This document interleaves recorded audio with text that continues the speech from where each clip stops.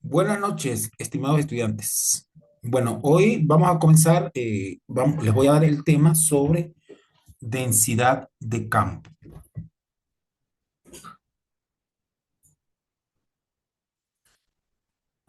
El tema de densidad de campo es uno de los, digamos, uno de los elementos importantes que debe conocerse para distintos estudios que se realizan dentro de la mecánica de suelos, sobre todo en el acto de la construcción de terraplenes de vialidad.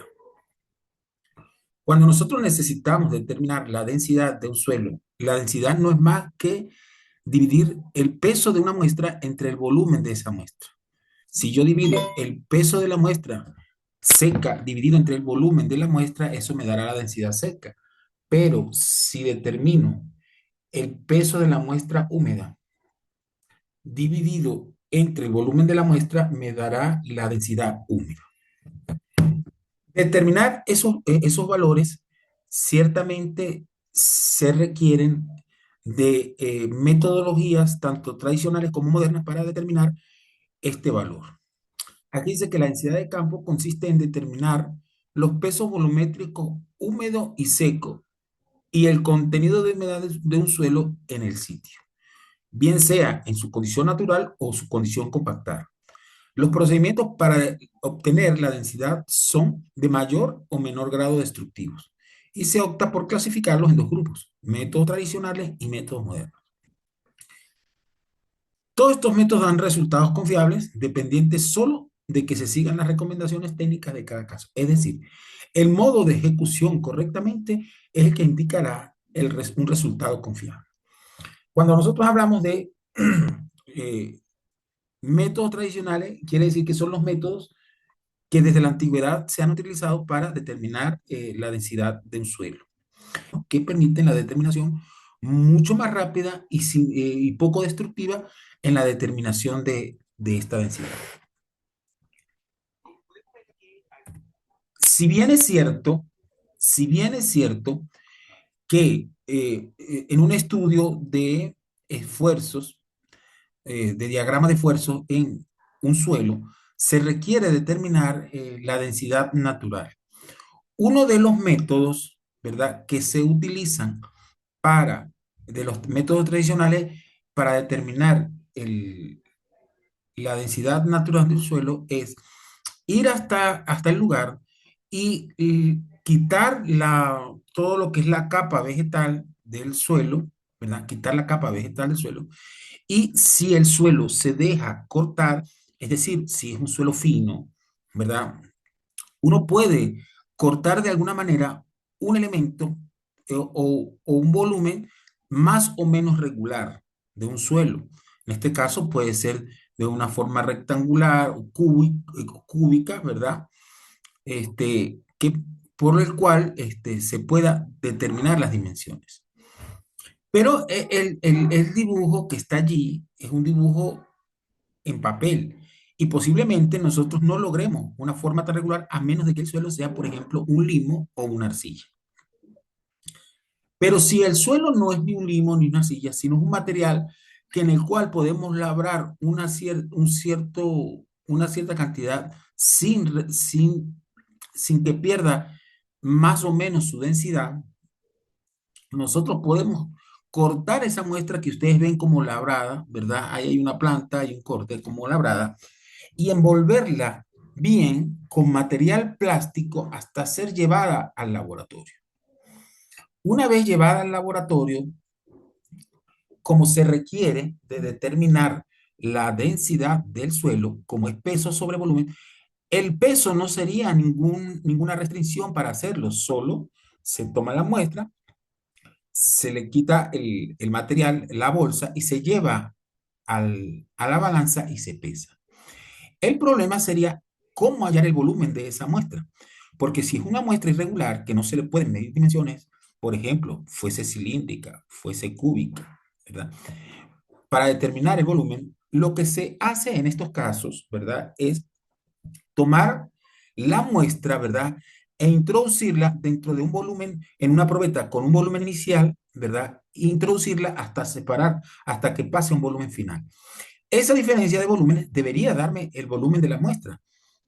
Pero ¿qué pasa? Que una muestra, esa muestra, si la introducimos directamente en el agua, dentro de la probeta, la muestra se va a disolver, la muestra se va a desboronar.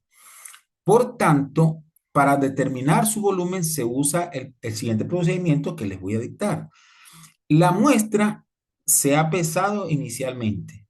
Luego agarramos o tomamos una olla con parafina caliente y vamos sumergiendo poco a poco la muestra hasta cubrirla totalmente con parafina. Que todos sus orificios y todos sus aires, huequitos de aire queden llenos de parafina. Una vez que ya la muestra está con parafina, ¿verdad? Ya la muestra la puedo sumergir sin ningún problema de que se disuelva dentro del agua. Entonces, cuando coloquemos un volumen inicial en una probeta, luego introducimos la muestra más parafina, se desplaza hasta un volumen final. Una vez que ya tengo volumen inicial, volumen final, esa diferencia de volumen final menos volumen inicial me va a dar el volumen de la muestra más parafina. Por supuesto, el mayor volumen es el del suelo, pero la parafina es la capa o la pequeña capa que tiene de parafina, pero no corresponde al volumen total de la muestra. Entonces tendríamos que restar el volumen de la parafina. Si al peso de la muestra más parafina le resto el peso de la muestra sin parafina, la diferencia que me da es el peso de la parafina. El peso de la parafina. El peso unitario de la parafina es igual al peso de la parafina entre el volumen de la parafina. Como el peso unitario de la parafina lo conozco y es más o menos como 0,90 gramos centímetros cuadrados, pues de esa ecuación despejo volumen y entonces digo peso de la parafina entre el peso unitario de la parafina me da el volumen de la parafina.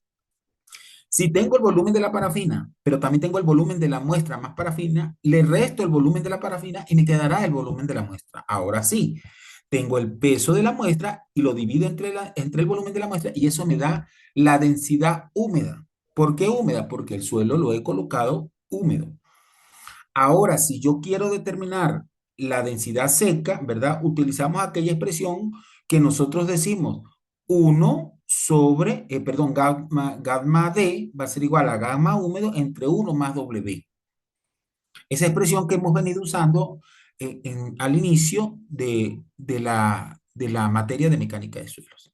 Entonces, se dan cuenta que ya se van a dar cuenta que entre los métodos, lo más engorroso es determinar el volumen de la muestra porque el peso de la muestra solamente se toma la muestra y se lleva al peso y se toma el peso de la muestra. El problema es hallar un volumen de irregular de la muestra y todos los métodos se muestran a partir de determinar el volumen de la muestra.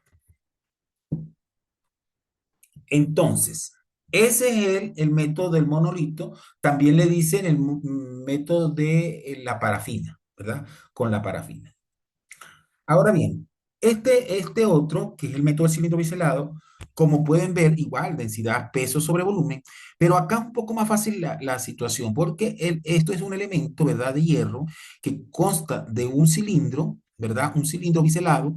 ¿Por qué es un cilindro biselado? Porque el cilindro tiene acá, donde les estoy marcando con el cursor, un corte, ¿verdad?, que es un orillo filocortante, que sería este que está acá sólida, ¿verdad? Un vástago y que tiene un manubrio y que hay que darle golpe. Entonces, si yo conozco el volumen de ese cilindro biselado, pero también conozco el peso del cilindro biselado, también a través de él yo puedo determinar la densidad del campo en el caso de condición natural. Ahora bien, este equipo solo sirve para suelos finos, porque los suelos cuando son granulares no se puede penetrar el cilindro biselado, porque el objetivo del cilindro es tomar la muestra hincando el cilindro biselado sobre el suelo, e irlo cortando poco a poco de tal manera que logre llenar el cilindro cortando el suelo. Si llegara a ser un suelo granular y una piedrita se atraviesa en el borde, va a ser difícil penetrar, bien sea por rotación, ¿verdad? O aplicando torque o aplicando carga a través de un martillo como un martinete, ¿verdad? Una vez que yo he llenado, ¿verdad? Una vez que he llenado la muestra, perdón, el cilindro biselado, pues si conozco el peso, luego el peso del cilindro más muestra. La diferencia, el peso del cilindro más muestra menos el peso del cilindro, me da el peso de la muestra. Si le conozco las dimensiones, tanto altura como diámetro del cilindro biselado, determino el volumen de ese cilindro. Ahora, peso del suelo dividido entre el volumen del cilindro, eso me dará la pequeña cantidad del suelo. La peso con una cápsula, la llevo al horno, la dejo secar 24 horas hasta peso constante. Se saca del horno, se deja enfriar, se vuelve a pesar y con las fórmulas para determinar humedad, que es el peso del agua entre el peso del sólido, determino, divido gamma D va a ser igual a gamma húmedo, que es la densidad anteriormente hallada, entre 1 más W, que es el contenido de humedad. Y eso también me dará la densidad seca.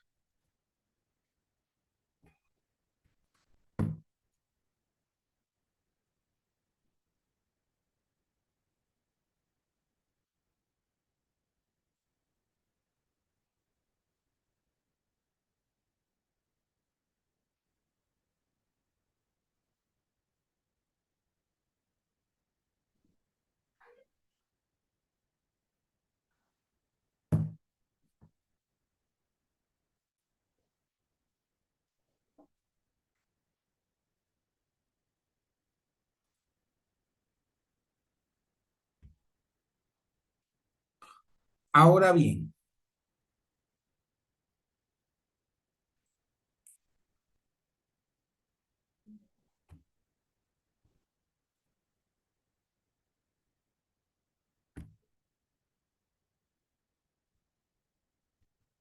el otro método, que es uno de los más usados y como dice acá, es el método más difundido, es el método del cono de arena, ¿verdad? Y si ustedes pusieron atención al método de la parafina, este método se parece que, en cuanto a que vamos a determinar el volumen del suelo a través de una arena que se llama arena Ottawa. Si conozco el peso de arena, como es una arena Ottawa, y si conozco el peso unitario de la arena Ottawa, que entra en cierto volumen, yo puedo determinar también el volumen de ese hueco que correspondería al volumen del suelo. Pero fíjense qué es lo que hay que hacer. Este elemento, este dibujo que está acá, se llama cono más arena. La arena que tiene por dentro es una arena normalizada con coeficiente uniforme igual a 1, es decir, que la muestra es de un solo tamaño. Y que nosotros vamos a ver cómo incorporamos esta arena de Ottawa dentro de un hueco para determinar el volumen, ¿verdad? A ver, el procedimiento, ahorita vamos a ver el ensayo que se hizo para los estudiantes de Politécnico Santiago Mariño de presencial. Fíjense esto que está acá. Yo debo fijar voy a fijar una base, ¿verdad? Que tiene un hueco o orificio dentro del suelo. Si yo excavo cierta cantidad de suelo dentro de una superficie, ¿verdad? Extraigo el material sobre lo extraigo y lo voy a colocar dentro de un recipiente. Un recipiente previamente pesado. Si yo abro un hueco y saco el material, el suelo que quiero determinar la densidad, lo saco y lo incorporo dentro de un recipiente y lo tapo, lo sello, allí voy a tener mi muestra. De eso voy a poder obtener el peso de la muestra húmeda. Claro, ahí está el peso de la muestra húmeda más el recipiente, pero si le resto el peso al recipiente, me da el peso de la muestra. Una vez que he abierto ese hueco, fíjense, si yo tengo este elemento que es el cono más arena y tiene un peso inicial, ¿verdad? Si yo abro esta llave, la arena de Ottawa va a comenzar a caer y va a comenzar a llenar el hueco. Una vez que llena el hueco, llena también el cono y luego deja de caer la arena de Ottawa. Acá tiene una llave para abrir y cerrar. Si esta llave yo la cierro una vez que ya ha descendido completamente el material y se ha llenado tanto hueco como el cono, yo lo cierro y voy a obtenernos el peso final, me da el peso de arena que entró en el hueco más el peso de arena entre cono y placa. Pero si yo, como dice aquí la figura 7, calibro el peso entre cono y placa, fíjense aquí está el peso inicial, el cono lo cierro, peso inicial menos el peso final también me da el peso entre cono y placa, que sería un valor constante. Si al ensayo de la determinación del peso volumétrico en el campo, Peso inicial menos peso final menos peso entre cono y placa me dará el peso solamente de aquí hacia abajo. Todo lo que es del suelo, lo que responde al suelo que extraje, ¿verdad? Entonces, veamos aquí el procedimiento que se hizo el día de hoy en el laboratorio de mecánica de suelos del Politécnico Santiago Mariño de la seccional de Mérida, ¿verdad? Que tiene un orificio que corresponde al mismo borde del cono. Tengo el recipiente donde voy a colocar la muestra y debo pesarlo. Debo llevar un martillo, una cuchara, ¿verdad? Esto que está acá es una brochita pequeña, ¿verdad? ¿Qué tenemos que hacer antes de llegar, antes de salir? Lo primerito que tenemos que hacer es llenar el cono más arena suficientemente hasta casi lleno. Lo peso, ¿verdad? Luego me voy hasta, con todos los implementos, hasta el lugar y fijo la placa. Por aquí usted ve que lo fijamos como con unas cabillas, ¿verdad? Una cabilla se fijó la placa. Una vez fijada la placa, con un martillo y un cincel que está por acá, como una naranja, no sale muy bien la foto, se empieza a excavar el material, a golpear, ¿verdad? Tratando de abrir un hueco con, con un, con un ancho tal cual como está en la placa, ¿verdad? Entonces, se abre el hueco. Una vez que se abre el hueco, ese material lo voy a colocar dentro del recipiente. Por aquí se ve el recipiente, ¿verdad? Es más, donde dice el recipiente 190 gramos. Aquí está. Entonces, ese hueco que se ha abierto, se le retira el material y luego se coloca en el recipiente. ¿Cuánto más o menos debo excavar? Bueno, se deben excavar por lo menos entre 10 y 15 centímetros. No se puede hacer menos, pero tampoco se pueden hacer más de 15 centímetros. Como el objetivo es ver, el objetivo de esta práctica es, digamos, el objetivo, perdón, el objetivo del cono es que siempre le quede un remanente dentro, porque si vemos acá, ¿verdad? Tenemos que tener un peso inicial, un peso final. Si llegara a llenarse el hueco, pero no se llena todo el cono de arena, entonces ahí no pudiéramos decir que el peso entre cono y placa es constante, no sabríamos exactamente. Por eso debe quedar siempre un nivel de arena dentro del cono más arena. Entonces, fíjense, acá como pueden ver ustedes, se volteó el cono que se había iniciado sobre el borde de la placa. Estando lleno, se volteó y se abrió la llave. Una vez que se abre la llave, el nivel comienza a bajar hasta llenar el hueco y llenar el cono. Cuando eso termina, se cierra la llave y se voltea el cono. Y se voltea el cono. Fíjense, no sé si lo logran ver, pero al inicio el nivel de la arena está casi donde está el 2. Y fíjense hasta en la última gráfica, todo lo que bajó en la arena de Ottawa, pero debe quedar siempre una cantidad de arena de Ottawa. Una vez que pasa esto, ¿verdad? El material, como lo pueden ver acá, en esta bandeja que está acá, se recogió la mayor proporción de arena de Ottawa y se colocó dentro de una bandeja, porque la arena de Ottawa no se puede perder. Hay que volverla a limpiar. Fíjense que la arena de Ottawa es limpiecita, pero todos estos elementos grises que se ven acá es la que se contaminó con una cierta cantidad de suelo. Eso hay que llevarlo al laboratorio porque una de las características de la arena de Ottawa es que es pasante por el tamiz 20, retenida en el tamiz 30. Es decir, que toda queda exactamente dentro del tamiz 30, ¿verdad? Entonces, ese material se tamiza para quitar los elementos contaminantes que quedaron y luego volver a incorporar dentro del cono de arena. Entonces, aquí se ve al final cuando se lleva a la balanza, se lleva para tomar el peso final y para tomar el peso del recipiente más el suelo extraído.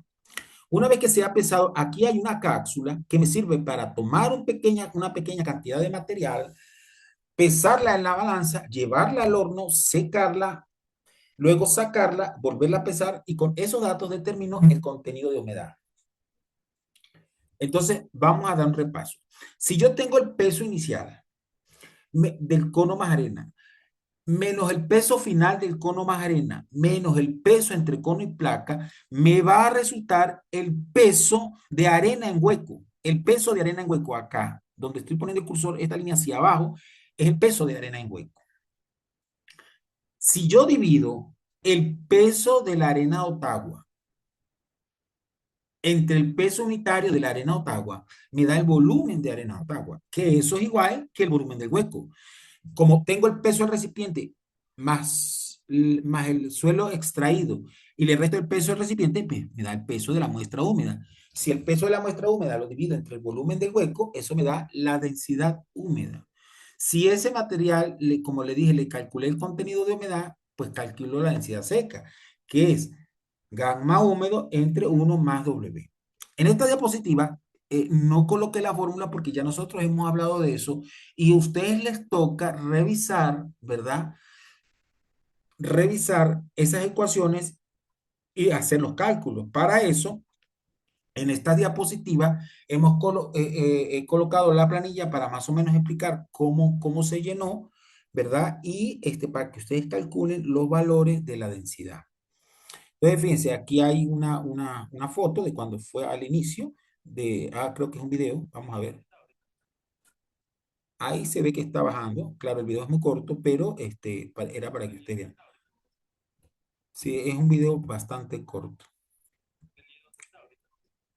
Ok, entonces, esta planilla que está acá es la planilla que se utiliza para anotar los datos, ¿verdad? Pues uno anota la hora, anota la situación, si la calicata, el número, la progresiva, las coordenadas, son datos de campo, ¿verdad? Terraplén, rasante o capa, terraplén, estos son identificaciones de campo. Pero fíjense, aquí dice peso inicial, arena más frasco. Y después aquí dice peso final, arena más frasco. Peso entre cono y placa. O sea que tengo el peso al inicio, peso al final y peso entre cono y placa. Si yo al peso inicial le resto el peso 1, el peso final y el resto del peso entre cono y placa, que es lo que aparece acá, me dará el peso de arena en hoyo. El peso unitario de la arena Ottawa es aproximadamente 1.6 gramos o centímetros de arena. Lo divido entre el peso unitario de la arena Ottawa, me da el volumen del hueco. Luego este otro esquema es para el recipiente, lo que he tomado. Acá marco el número del recipiente, ¿verdad? El número del recipiente, luego el recipiente. Acá tengo el peso del recipiente. Si resto el peso total húmedo menos el peso del recipiente, me da el peso del suelo más piedra. Ojo, si el material ha sido compactado normalmente, eso no trae piedra, pero cuando trae piedras en estado natural hay que restarle las piedras, ¿verdad? La densidad del suelo más no del suelo más piedras. Entonces, supongamos que esto no tiene piedras, le coloco cero, ¿verdad? Quiere decir que el peso del suelo húmedo corresponde igual al peso total húmedo menos el peso del recipiente, me va a dar el peso del suelo húmedo, ¿verdad? Como no tiene piedras, digo que el volumen de va a ser igual al peso del suelo húmedo, ¿verdad? El peso del suelo húmedo dividido entre el volumen del hueco hallado en el esquema anterior. Eso me da la densidad del suelo húmedo. Una vez que aparece acá, la capsulita que vieron allí, esa cápsula se pesó y se tomó el peso de la cápsula. A ver, peso total húmedo, peso total seco, peso de la... Ok, acá en esta planilla no aparece el peso de la cápsula, pero ya vamos a ver esta siguiente, que es lo mismo. En este tercer esquema, peso total húmedo, que el peso fue una cápsula 3, el peso total húmedo, después el peso total seco. El peso del agua sería el peso total húmedo, este que está acá, menos el peso total seco que está acá. El peso del suelo seco sería peso de total seco menos el peso de la cápsula. Para calcular el contenido de humedad, si al contenido de humedad lo divido peso del agua entre el peso del sólido, me da contenido de humedad multiplicado por 100. Como les digo, pero 1 más W, ojo, aquí este 1 más W debe ir en paréntesis, porque todo el conjunto 1 más W es el denominador. Ojo que siempre deben colocar el contenido de humedad sin porcentaje, o sea, numérico. Eso me da la densidad del suelo seco. Ahora bien, como este es un ensayo que se relaciona cuando el suelo es compacto, yo lo tengo que relacionar directamente con un suelo, con una curva de compactación que fue la clase pasada.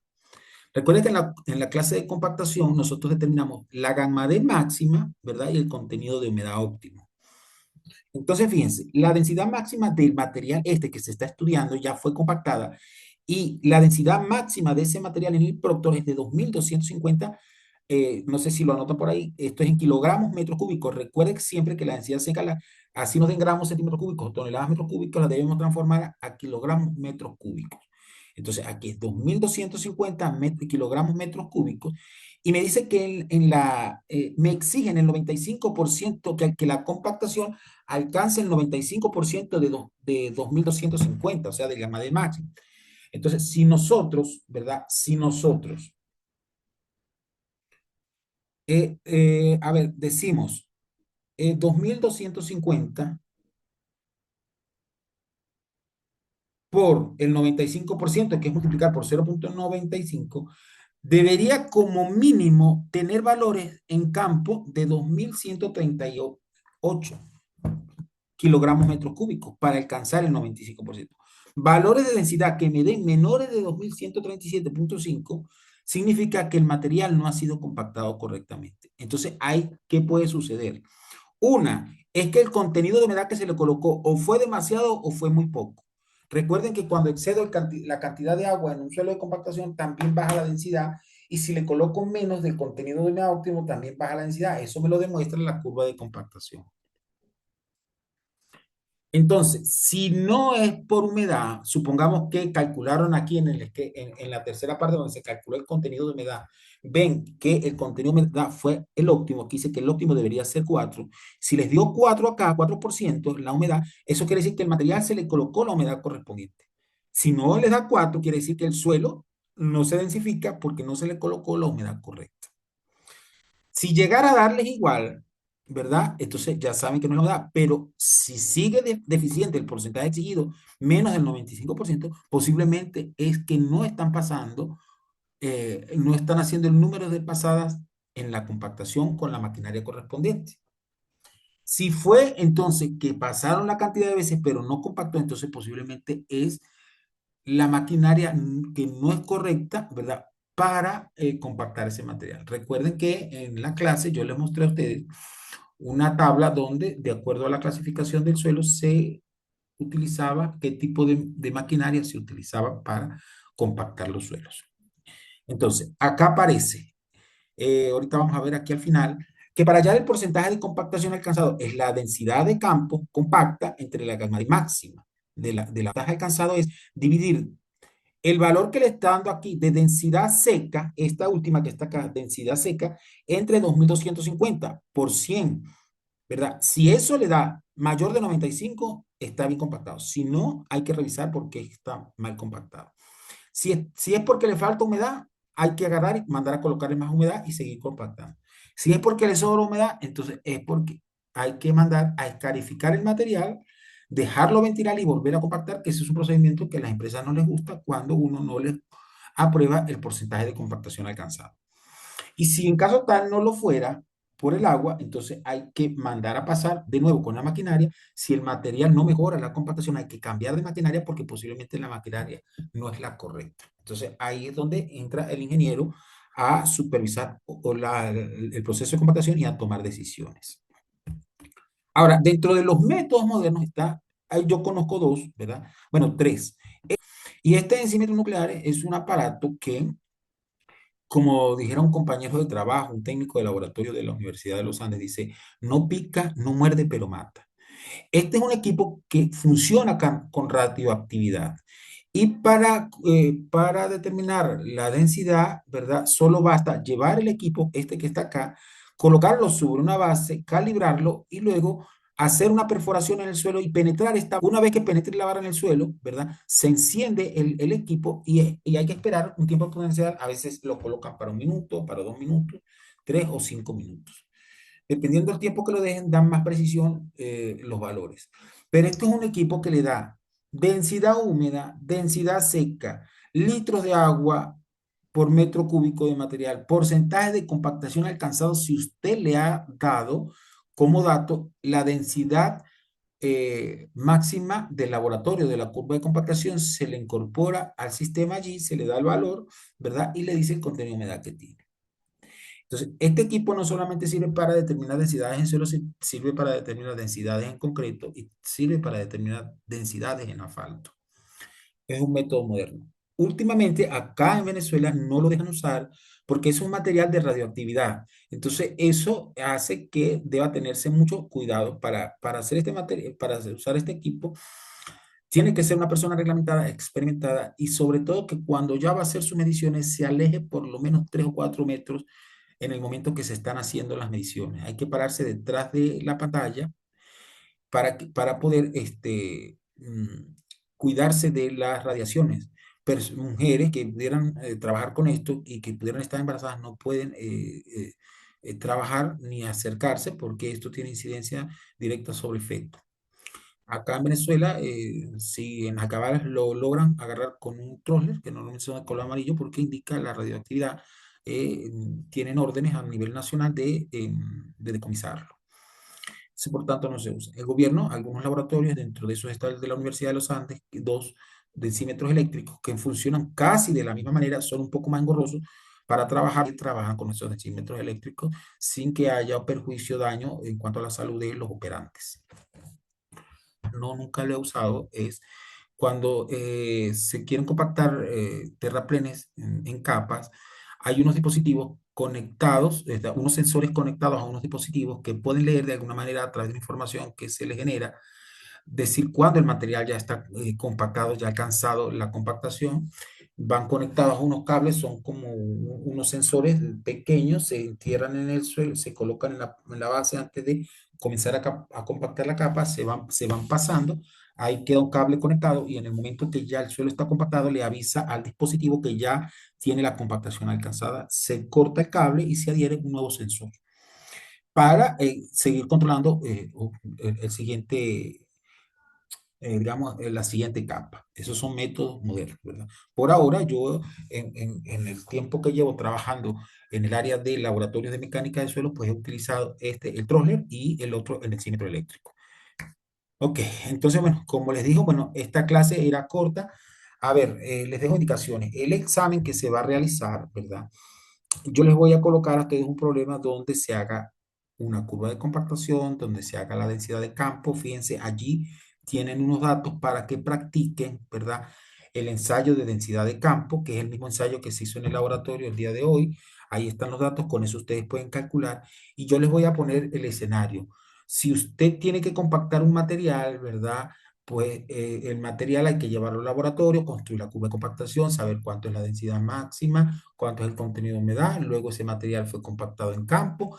Les voy a dar el tipo de material, ¿verdad? Para que ustedes vean ubicar cuál es la maquinaria correspondiente. Una vez que tengan eso, se les muestran los datos de una densidad de campo, ¿verdad? Bien sea por cualquiera de los métodos y se determina la densidad. Ahora ustedes van a comparar si el suelo está bien compacto, si no está bien compacto y si no está bien compacto, ¿por qué lo está? Más todas las preguntas teóricas de lo que hemos hablado durante el segundo corte como tal. Entonces, bueno, espero que estén bien. Lamento que ninguno se haya conectado, pero igual como les había comentado que la clase no la podía dar el día jueves porque ese día a mi madre la van a operar. Entonces, yo estoy en Mérida, el único hijo que tiene aquí en Mérida soy yo. Por tanto, yo tengo que trasladarla, tengo que estar pendiente de la operación de ella y bueno, he solicitado como un permiso para no asistir a la universidad mientras que pasa la recuperación de mi madre. Entonces, por tanto, no voy a asistir físicamente a la universidad, pero en la plataforma Saya voy a estar activo. Mañana debería estarles montando ya el examen o pasado mañana tiene que ser mañana porque pasado mañana ya estoy full, entonces les voy a montar el examen y luego ahí mismo les voy a dar las indicaciones de hasta qué día va a estar disponible el examen para que ustedes lo realicen, ¿verdad? Yo aspiro que con este examen ustedes mejoren un poco su nota y bueno, seguimos adelante para avanzar hasta el último corte. Que pasen una feliz y bendecida noche.